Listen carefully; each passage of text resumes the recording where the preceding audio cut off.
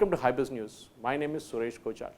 The Indian Railways is planning to roll out 151 private trains by 2027.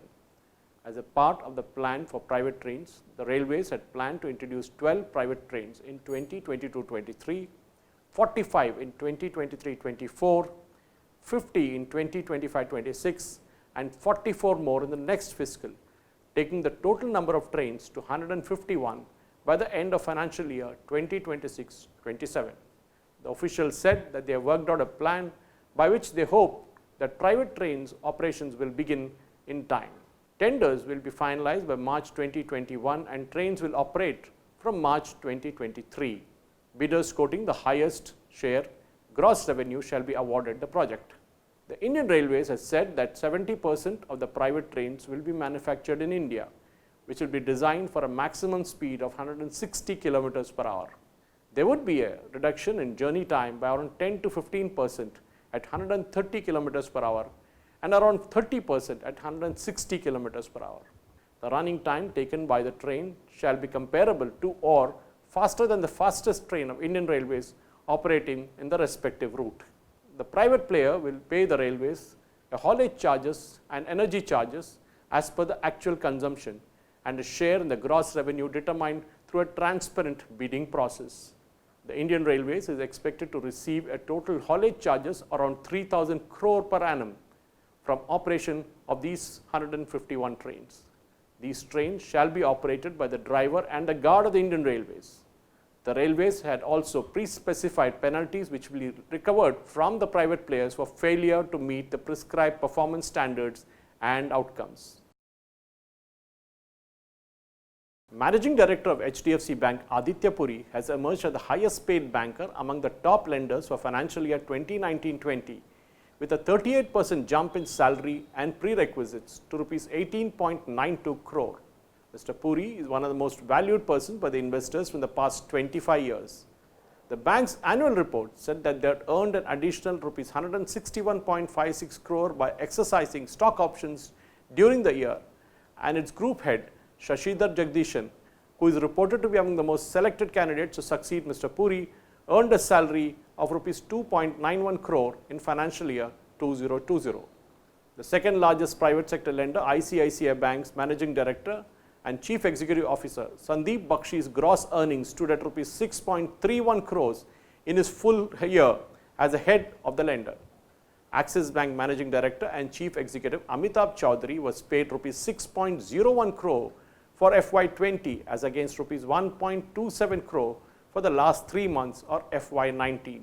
The third largest private sector lender, head of retail, Pralay Mandal, who recently resigned citing unspecified compulsions, earned a remuneration of Rs 1.83 crore in financial year 20.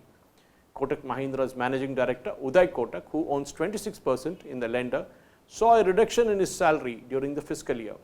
He earned a gross salary of Rs 2.97 crore, which is an 18% reduction from the year's period of 3.52 crore.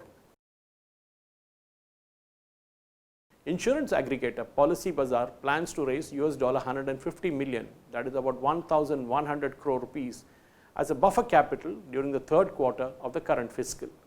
Policybazaar.com Group CEO and co-founder Yashish Dhaya said that although the company doesn't require the capital for the business expansion, it may raise some funds as a buffer for unforeseen events. He said that they might even raise some capital as a buffer in the future, as you never know what will happen. This year, COVID happened. What if something else happens in the future, he questioned.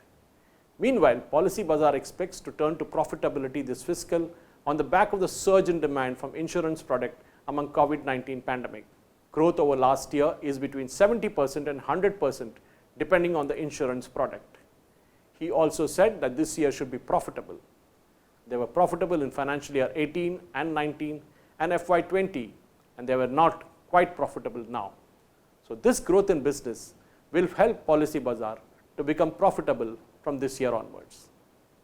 He further stated that the company will look to consolidate its operations, invest in customer service and work towards capital efficiency as it looks to swing back to profitability this fiscal. During 2021, the year said the company should log in a revenue of around 1100 crores and post a marginal profit. On the insurance premium side, he said that the current fiscal will close with rupees 6,000 crore as against 4,000 crore in FY20. Asocam said that India's spice export rose by 23% to US $359 million, that is around 2,690 crore in June 2020, from US $292 million, which is rupees 2,190 crore in the same month last year.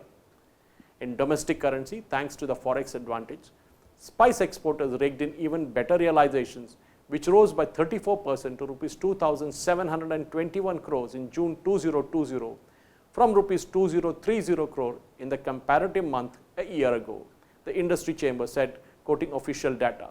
Data released by the Commerce Ministry showed that the country's exports in June 2020 stood at around US $21.91 billion compared to US $25.01 billion in June 2019, exhibiting a contraction of 12.41% in rupee terms. Exports were rupees 1 crore 65 lakh 898.85 crores in June 2020 compared to 1 crore 73 lakh 682 crores 0.55 in June 2019, registering a decline of 4.48%.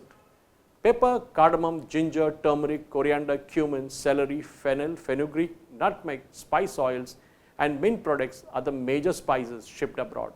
Indian spices reach almost the entire world, while the main importers include US, UK, Germany, France, Italy, Canada, Australia, UAE, Iran, Singapore, China and Bangladesh, among others. Thank you for watching.